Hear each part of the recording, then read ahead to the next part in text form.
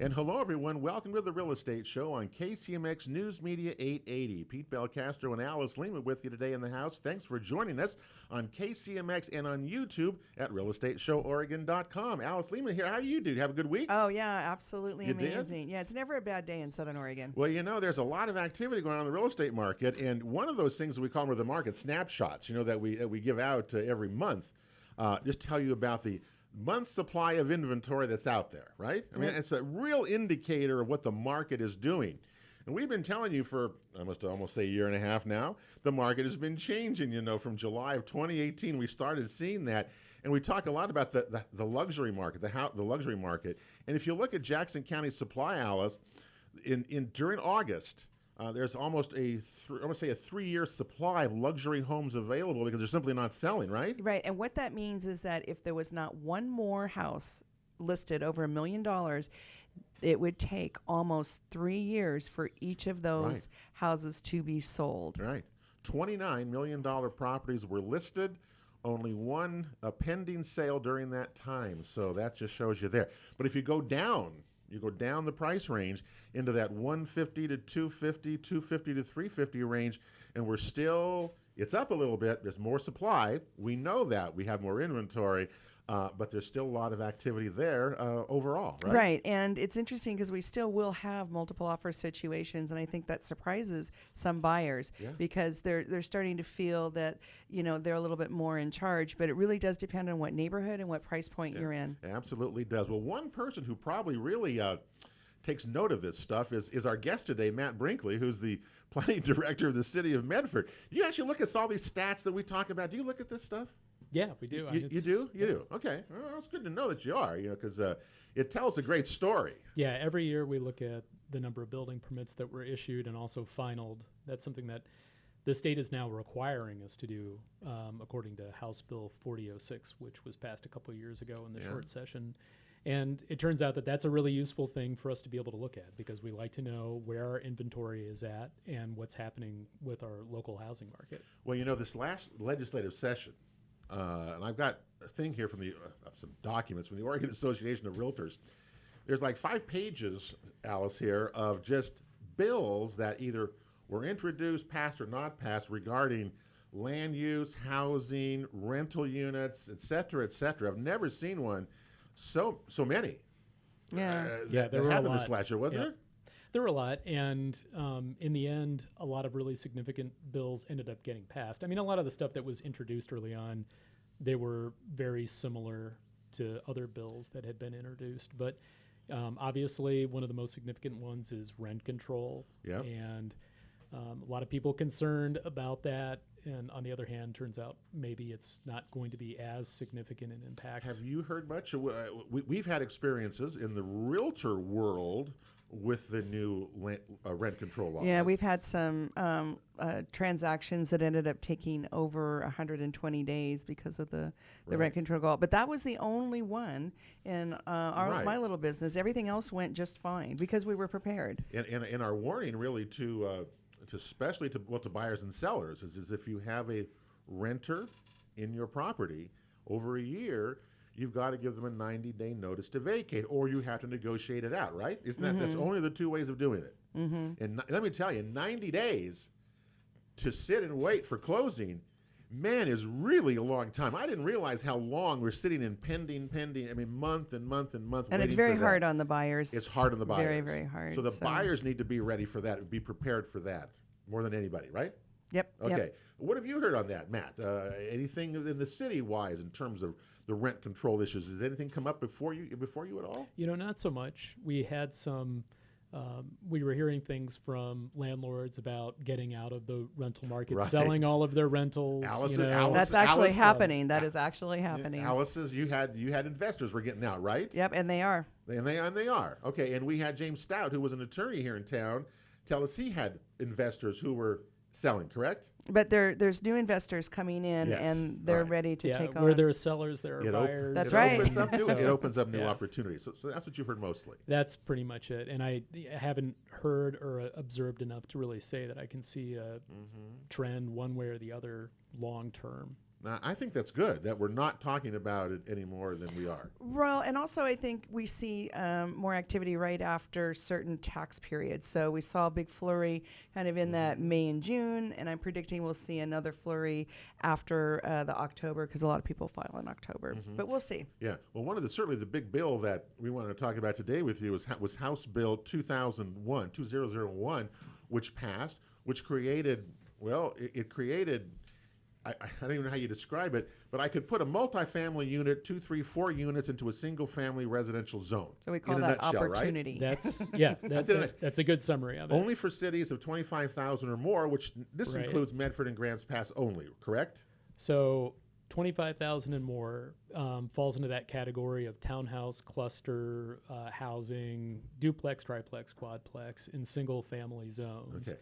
Below that, and I think it's 10,000 to 25,000, so this would be Ashland, Central Point, some of the others. You would have to allow duplexes in your single-family zones, and that's something that a lot of those communities already do anyway, or they do to some extent. Yeah. When we first heard this, what did you think when we first heard this? Well, we had different reactions from different kind of segments of the marketplace. We had some elderly people that had specifically moved here to be in single-story, very vanilla kind of tracks where there just weren't going to be any apartments, as they called them. Yeah. And they were upset because at the time we weren't sure if the CC&Rs were going to take precedent or if the state law. Do we know much about that at this point? Yeah, so the state law says that as of the passage of House Bill 2001, those restrictive covenants no longer are legally enforceable. Legally, okay. I mean, and those are CC&Rs that are created after the passage of the law, so July 1st, 2019. So what about the ones that were in place Then before? They're grandfathered still, in. Yeah, they're still enforceable. So people are freaking out that Eagle Point Golf Course or something like that, communities around, they're grandfathered in. So you're not going to see a fourplex come up next to that anytime soon. That's right. So it's new HOAs. And I don't know how many new HOAs there are going to be around, but I can see where you're talking about that. Okay. Well, that's good to know, because that was one of the questions. That was one of the big fears. We didn't know that. Yeah, but we also had a lot of people that were super excited about it. And we've had a lot of calls from property owners as well as real estate professionals who have clients who are property owners, and they're asking, can I go build a duplex in my backyard tomorrow? And the short answer is no. There are some things that have to be done first, but the city of Medford has been proactive in identifying this as something that was going to happen, if not at the state level. The city itself was going to need to do something in order to provide more housing types that fit the needs of the folks who live here now. The folks who are going to live here in 20 years, because you don't want to get 20 years down the road and have a housing inventory that's totally, that doesn't meet the needs of the people who are going to be living here and who you want to attract to this area. Yeah, and the population's shifting right now. Yeah, and we've seen a lot of change. I will give the city of Medford credit here in terms of addressing the housing issue head on. We're seeing some of the laws come in, but the city has been proactive in terms of allowing easier to put an additional dwelling unit on cottages or things like that. And correct? didn't you even change your setbacks and stuff last year? Yeah, so we've worked with our setbacks a couple different times to make them a little bit less onerous. We actually readjusted them just recently, and this was a reaction to wildfire in our wildland urban interface areas. So we needed to make sure in hillside areas that we had enough of a setback for the fire department to get ladders in to rescue people out of what is essentially a second, third story. They need to be able to get up on the roof to cut a hole in it to release the heat that builds up during a fire, stuff like that. Yeah.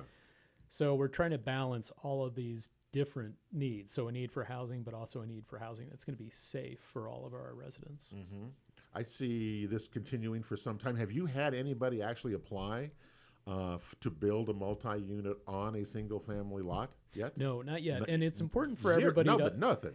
Well, we've had people like who would like to do this. Okay. But it's important for everybody to understand a couple things. And the first, and I think the most important thing, is that there's still a lot of local control. So local communities are still able to have clear and objective standards. for the siting design of this kind of housing, because one of the concerns we're trying to address is this concerns from folks who live in an existing single-family neighborhood, right. and they're concerned about suddenly there's going to be an apartment complex across the street.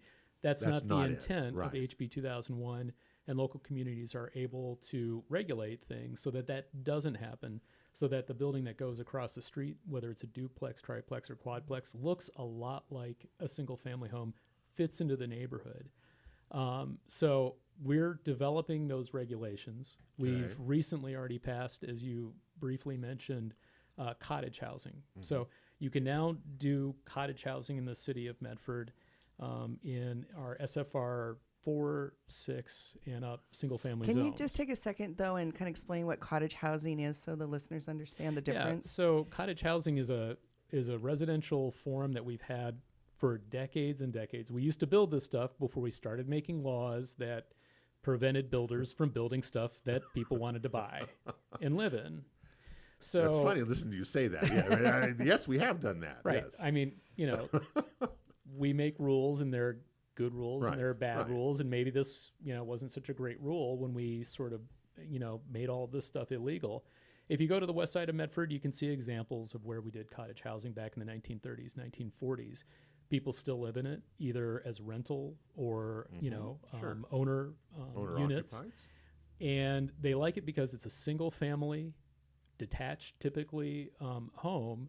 So it's, it's like your single family home, but it's a smaller format. I mean, it's less than 1,000 square feet, maybe around 800 square feet. So typically. A cottage is, by definition, a smaller footprint, footprint unit. Okay. Smaller footprint, and then you share things like parking facilities. You share open space. So typically, the cottages are going to be arranged around a common open space, and people like that arrangement because their house fronts onto a common area that's shared with their neighbors. So there's this idea that everybody, interacts. They know each other. There's a sense of community that's created through that. Yeah. And everybody is kind of keeping an eye on each other. So, if somebody's out of town, somebody can keep an eye on their house. I own my property and the building. You correct? can. You don't have to. Or they can be like a co-op kind of housing too. Yeah. Or a rental. Well. Or rental. Yeah. So the way that Medford has approached this, we allow for the developer to determine how they want to do that. They want to make it so that these are individual pad lots, like a townhome, where you own the dirt underneath the home. You can do that. Or it can be on one lot. And then, maybe that's a rental situation. But we allow for that flexibility. So you have some variety in terms of what the developers may or may not be able to do. Yep. That makes a lot of sense, really. We've got a break coming up here, so it's okay. I just got to say we've got a break coming up. We get so excited. We'll continue that in a minute. But cottage housing is something, we've talked about this a long time, about how can we get more people into housing. And we don't all want 3-bedroom, 2-bath, 1,500, 1,800 square foot houses. That's kind of the issue that we're facing so much around the county. This sounds like a really good start and a way to do this. But nobody's taking advantage of it yet, Alice. Maybe we're going to have to go do that. I don't know. We'll see. We got a break coming up here. We're with Matt Brinkley. He's the director of the City of Medford's Planning Department.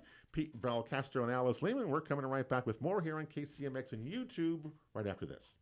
Welcome back to the Real Estate Show on KCMX News Media 880 and on YouTube at realestateshoworegon.com. Pete Belcastro and Alice Lema with you today. Today's show, by the way, is presented by the Rogue Valley Association of Realtors, and we appreciate RVAR and all the amazing work that goes on that is being done by realtors around the valley, including we had a big the Habitat for Humanity. They're building the house. Yeah, realtors donate a lot of time and a lot of money to our Susan Ledoux had community. A big backpack to school things, and on it goes. So we appreciate all the work that realtors do. It's just not about buying and selling as much as we like talking about that. Is other things as well. Today we're talking with Matt Brinkley. He's the planning director for the city of Medford.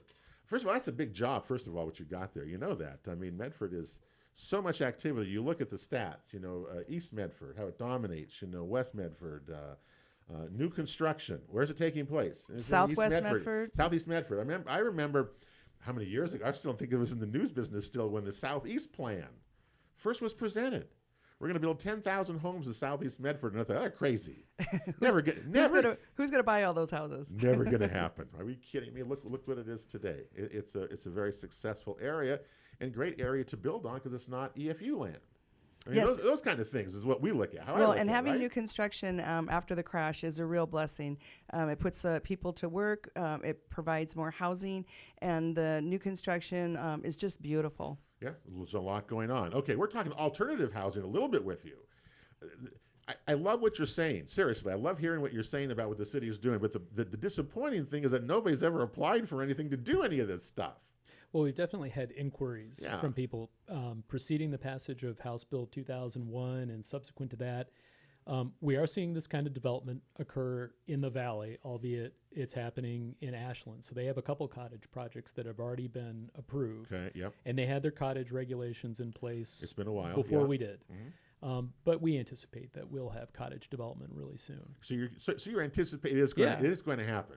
Well, and I think it really helps our senior population. We have so much of that in Southern Oregon, where they really want something small, under 1,000 square feet. They want it single story, and they want a sense of community, but they still want some, their own space. And we just haven't had much of that. Yeah, and having smaller private open space that's more manageable for a smaller household, a household that's older, I think is something that's very appealing. But then still having that common open space amenity is also nice too, but it's maintained by the HOA. And so it's not something that you have to do. I mean, you pay for it. So the developer would create some rules and some services to provide to that group of cottages. Is that what you're saying? Yeah, in the case of an owner-occupied development, that's exactly the way it would be. Okay. I can't wait till someone actually puts some dirt on the ground and we could actually start. Well, and I know one of my clients had me call, and your staff is amazing, by the way. If you guys ever hesitate to do anything with the City of Medford, don't, because they answer their phone, they call you back. Yep. They're smart people. Yeah. But we were told it was going to be a little while. So what's the timeline? So we just passed the cottage ordinance about a month ago, but it's ready to go. And so for any of your listeners who are interested, we can start processing these applications. Let's do it. Someone apply so we can come and see how this is going to work, because the potential of it is. I mean, the potential of it sounds really enormous here. Have any of the conversations revolved around removing existing structures to put up to four units? We might have received some inquiries like that. Because that is something, people are asking about, if they can take the bigger houses in Medford down and put 4 smaller houses. You could, and I think one of the concerns that people have is that suddenly there's going to be an influx of more dense housing, duplex, triplex, quadplex in these neighborhoods that have traditionally been single-family detached neighborhoods.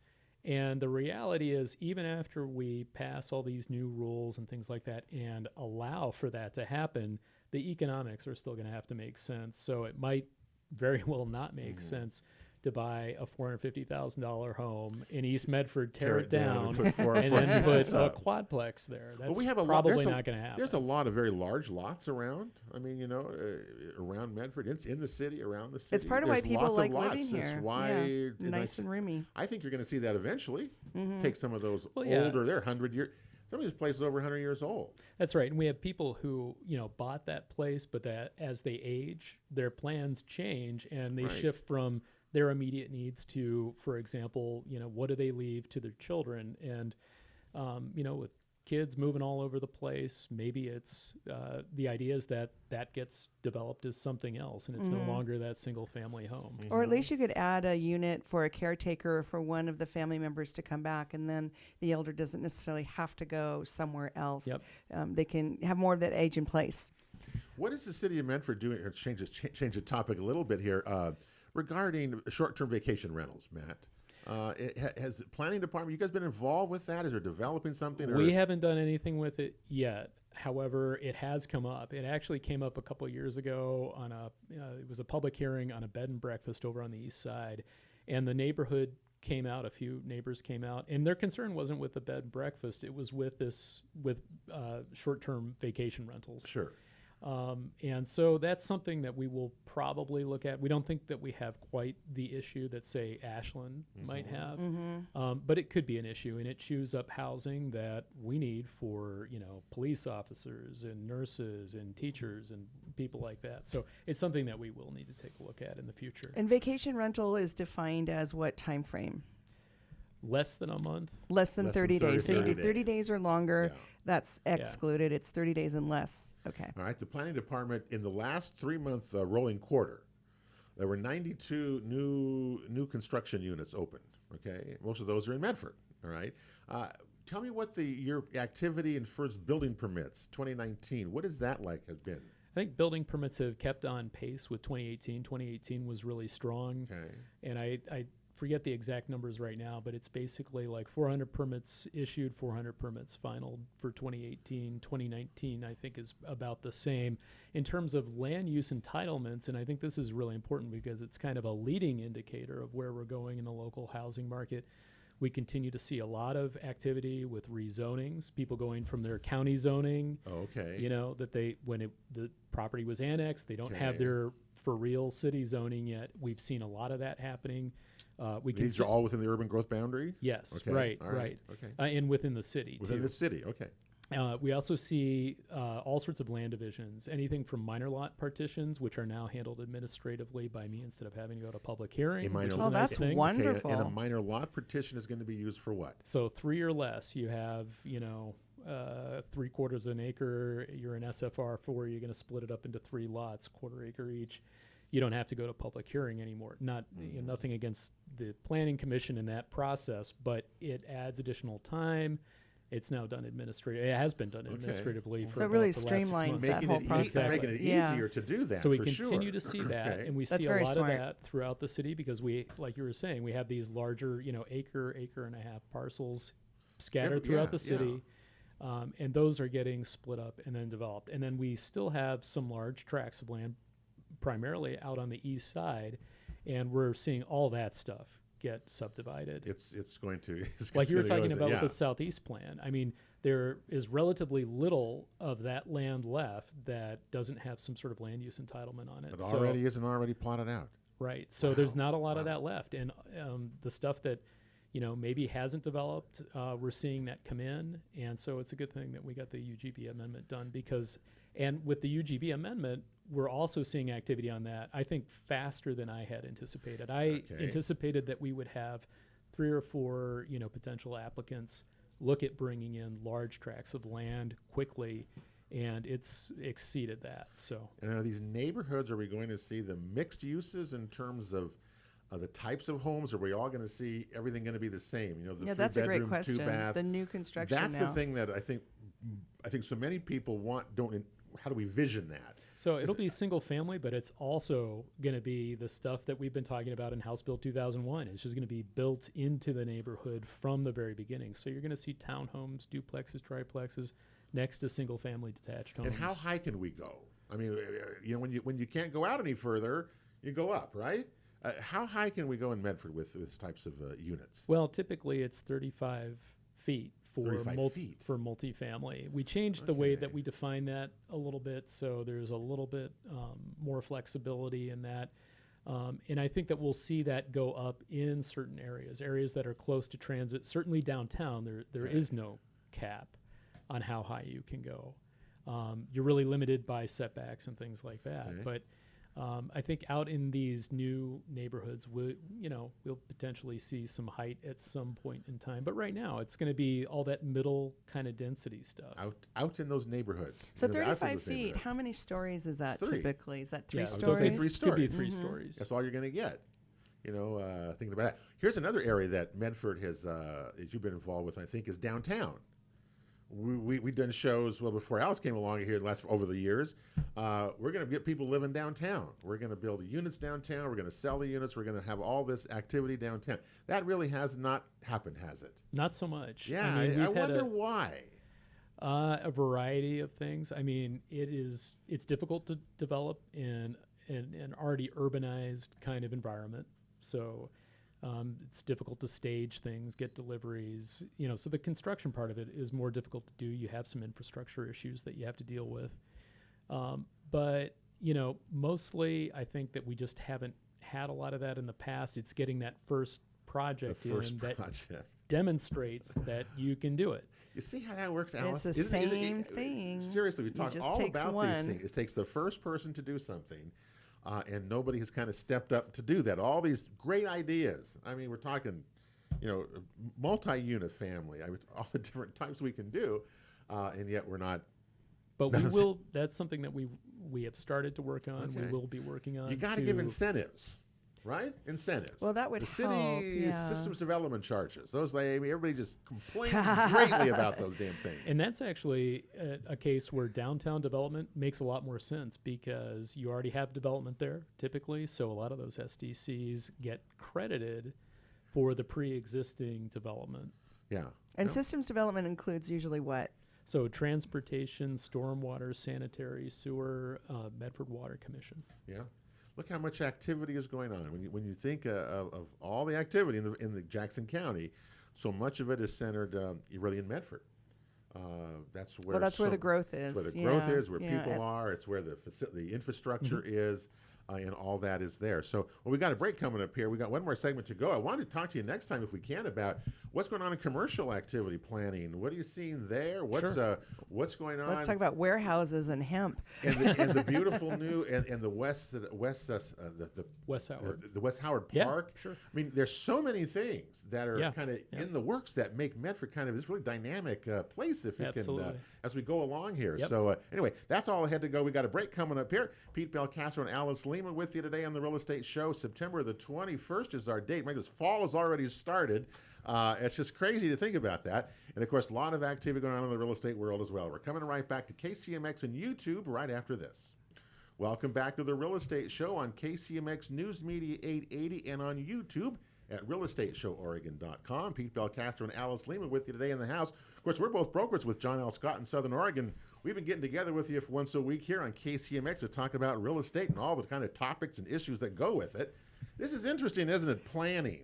You ever think you get so into planning? It is so interesting because it is the backbone of the work that we do out in the world. It's the infrastructure of real estate. Mm-hmm. It is. I mean, it matters. And it does matter. Yeah, and our planning commission, I don't know if you've ever gone to a meeting or had the privilege of watching it online. They're very thoughtful, very considerate, a lot of conversation before they make a decision. It's really quite impressive. I remember the Medford Planning Commission. You don't do this anymore, but the Planning Commission back in my SOU days had a meeting that lasted 7 hours and 45 minutes. They ended, I'll never, swear to God, they ended up at 2:15 or 2:45 in the morning, and they ended. And they made this decision. Everybody was upset, and stuff like that. Planning Commission doesn't do that anymore. Thank goodness. Because it would drive, it would be crazy. Yes. Crazy. We don't do that anymore. Tell us about activity other than housing. I mean, commercial activity planning. What's going on? Anything going on? We hear all sorts of rumors. Well, I don't know what rumors you're talking about exactly, but of activity. We have seen a lot of commercial activity over the past couple of years. This year, we have several new hotels that have gotten site plan approval, and so those will start construction. And where are they going to be? So we have at Garfield and Center, we have another hotel going in on the south side over by Cracker Barrel Mod Pizza. Oh, okay. In that area. Okay. Mm-hmm. So, and there's demand for it, and that's a direct result of U.S. Cellular Park. That's right. No question, Absolutely. Right? Okay. Absolutely. Right. Which is why the West Howard Sports Park and what could happen there is so such an exciting thing, too. But I'll get to that in a minute. Okay. So we've seen hotel up at the airport. Of course, Jackson County also put out an RFP for a hotel there as well. And we think that there's additional demand for a hotel downtown, and there's interest in it, and that's very, very exciting. Wow. So that would really add a lot, I think, to the downtown and strengthen it as well. Mm-hmm. And we have other commercial development, industrial. We continue to see, warehouses, smaller kind of contractor warehouse office sort of use, and buildings like that come in for entitlements. But one of the really exciting things that we're seeing right now is Asante and their expansion plans. And so Site Plan and Architectural Commission is going to be reviewing plans for the construction. They have a new tower, new tower. Don't they going in? There's, a parking deck that they're doing now. Yeah. And they have very significant longer-term plans that will be involve very large investments. Yeah. But the Oncology Center is the thing that's going to Site Plan and Architectural Commission. That's wonderful. That's the first part. That's good. They got their comprehensive plan map amendment and their zoning, and now they're doing site plan. And that's going to allow them to consolidate oncology services that were before spread out throughout the valley. And I mean, that's a great thing for anybody who receives those services. It's a good thing for Asante because they're going to be able to deliver those services more efficiently and in a better environment. That's super exciting. And remember, Medford is the center of healthcare. Yeah, absolutely. I mean, and so this, what you're saying, is going to increase that, improve that, to where Medford remains that center of the healthcare where you come. Oh, we have people come from miles all over the and place. miles. So that's from the good to know. coast, from Claremont. Wow, that's a good one to know. What else is going on? We also have some multifamily that we anticipate will happen. So Cedar Landing has a planned unit development, and right now the Planning Commission is evaluating a request to modify that PUD. So we have a developer out of Portland who is interested in developing that now, and so we'll see what happens at the Planning Commission meeting tomorrow night. Yeah, they go all the time. What about the hemp world? Do you see any business activity within the city or applications for everything from warehouse to processing or all those kind of things? You see anything going on there? We do. And obviously a lot with hemp, whether it's processing, production. And we get a lot of calls about it. We get a lot of calls about the retail sale of hemp, of CBD products as opposed to THC and cannabis. But we still see applications for cannabis coming in too, and more dispensaries, which is a huge surprise to me. That is because there's a lot of dispensaries already. There are a lot of dispensaries already, and anecdotally, what we hear is that because of legalization in surrounding states, particularly California, that there's no longer quite the demand, and so no, there's not quite the demand as there was. And there's like a lot. I think what we were talking about kind of 3 or 4 years ago, we were talking about cannabis only. We never even mentioned the word hemp. We never even talked about it. And now look how that has reversed and has dominated our conversations now. Well, it's going to be very interesting to see how much profit there is from this season, this season's crop. And is it going to be as big as we think? Are we going to be able to process it here? Yep. And and store it here. One of the other things I know that you were involved with was and these are such difficult kinds of decisions that that's why when people are planning directors and you volunteer, you admire them for just sitting and doing all this. But this was regarding the Circle K issue up there in East Medford. Yeah, Springbrook and the development there. Those are really hard. Those are not easy answers and easy solutions when this comes up, is it? Yeah, I mean, it's obviously something that the Site Plan and Architectural Commission struggled with, and they denied the application. It was appealed. It went to City Council. City Council struggled with it too. Sure. Ultimately, they upheld that appeal and approved the application. So, that can move forward, assuming that we don't have a new appeal to the Land Use Board of Appeals. Haven't seen that yet, at least haven't been notified of it. So that development potentially can move forward. And, we are looking at regulations for gas stations and siting of gas stations in proximity to residential development.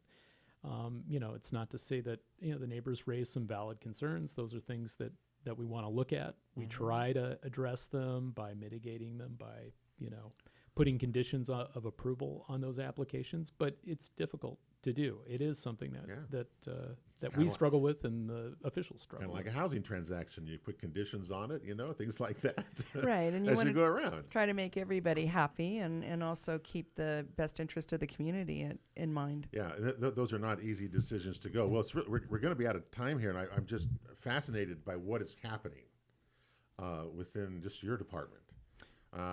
What's going on in Medford right now? It sounds very exciting stuff.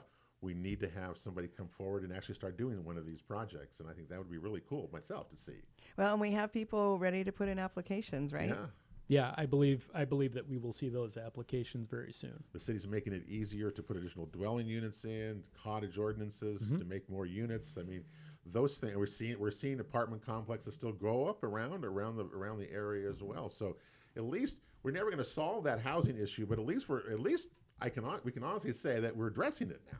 More than I've ever absolutely. heard in 10 years of doing this show. I think it's being more addressed now than it ever has been. Yeah, I mean, Medford, in my opinion, has been pretty proactive about a lot of this stuff for a long time. I mean, you compare that to Bend, and Bend had a lot of catch up to do.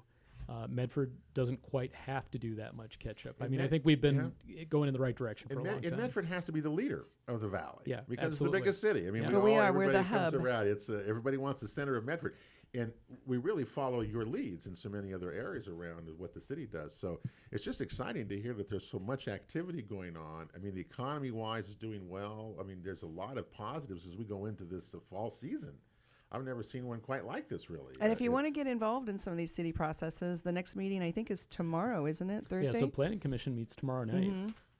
It's a pretty big agenda and should be lots of interesting stuff. And I think there, the agenda's online, isn't it? If it you want is. to check it out ahead of time. Well, that meeting will have already been happening, but it's okay because since we're on Saturday. Sorry. But October the 30th, Matt is doing a class, a continuing education class for realtors on HB 2001, which is the multi-units and single-family residence, right? Yeah, that's your thing that really is your biggest question that you get from people right now. Yeah, I believe it's at 2 o'clock on the 30th, so I encourage everybody to come and check that out. Well, I hope they do, and I think when you get there, you're going to see what goes on, and I think those are always positive attributes, right? Yep, and the education process is great. The realtors really do want to be as educated as possible. Because we want you to be a smart buyer and seller. Let's face it, it's the biggest thing we're going to buy in your life.